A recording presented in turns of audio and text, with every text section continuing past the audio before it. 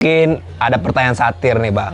Iya. Ini kok presiden pemilu cawe-cawe, sekarang pilkada cawe-cawe. Emang kenapa tuh Bang?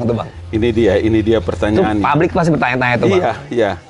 Orang-orang itu sebetulnya dua hal yang membuat mereka itu, pertama memang selain penuh dengan watak dan pikiran yang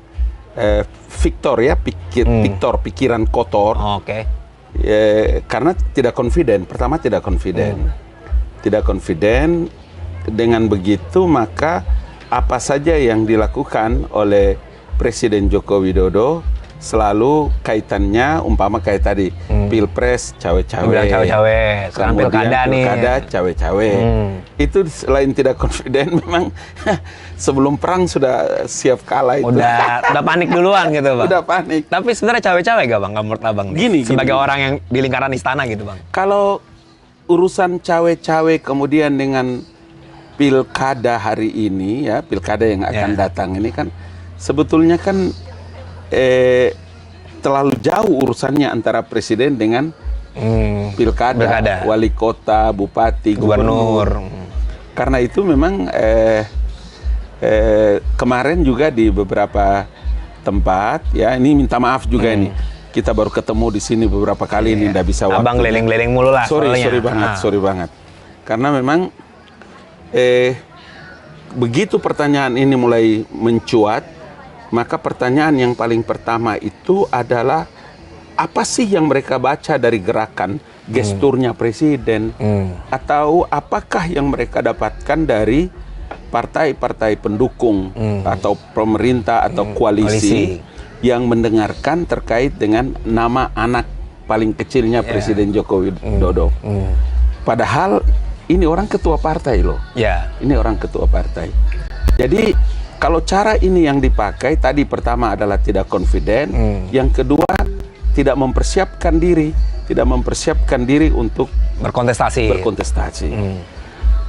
Pada waktunya nanti kalau mungkin ada orang yang perlu kemudian merasa bahwa ini kan soal Kaisang ini kan, bahwa kalau ada waktu kemudian diperlukan Kaisang itu menjadi calon gubernur atau mungkin calon wakil gubernur di DKI atau di Semarang, terus apa masalahnya?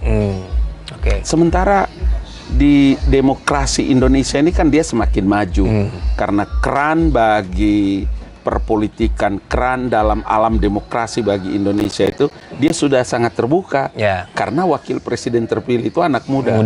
Betul. Jadi ketika orang memberikan penilaian kepada Pak Jokowi tentang cawe-cawe, ya inilah cara kerja Jokowi yang saya berkali-kali ingin mengemukakan ya, tapi baru karena ini podcast spesial, saya baru pertama kali. Nah, ini penting nih gini. Gimana tuh Bang? Analisis umpama begini. Terlalu lama kita hidup ya, 32 tahun hidup dalam era Soeharto, era Pak Harto dengan cara yang sangat normatif. Mungkin orang punya pandangan yang berbeda-beda ya tentang alam demokrasi.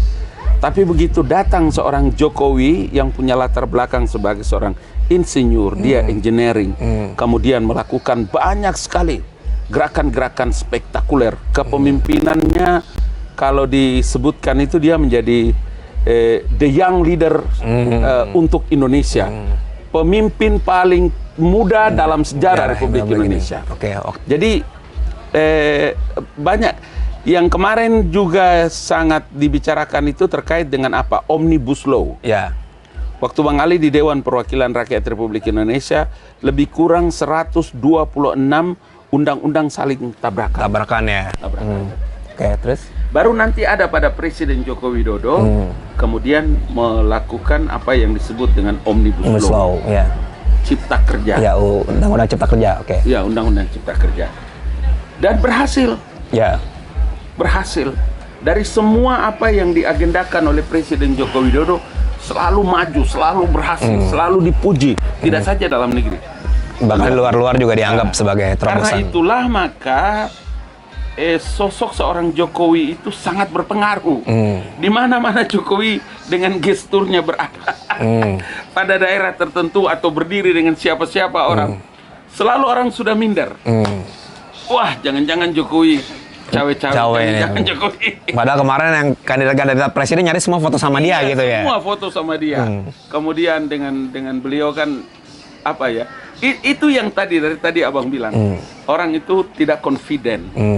Melihat di mana Presiden Joko Widodo berdiri, disitulah pemenangnya. Iya.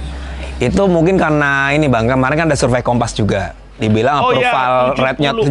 Ya, 75 ya. Approval rate-nya itu 75. jadi kekuatan politiknya Jokowi juga sebenarnya. Jokowi efek.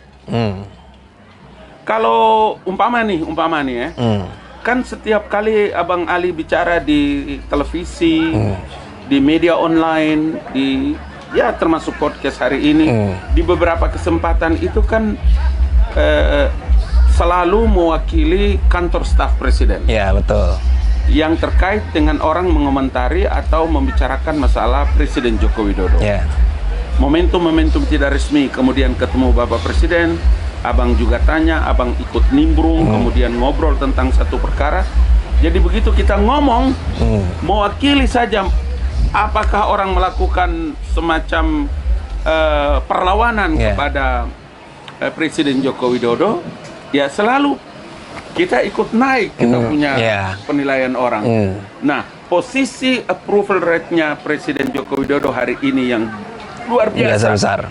75%, itulah mengakibatkan tidak ada pilihan kata lain yang orang bisa sandarkan pada Presiden Joko Widodo kecuali cawe-cawe. Iya. Dan akhirnya partai-partai sendiri sebenarnya yang nyodorin diri ke presiden, bukan presiden yang nawarin gitu, Bang. Di sini perkaranya.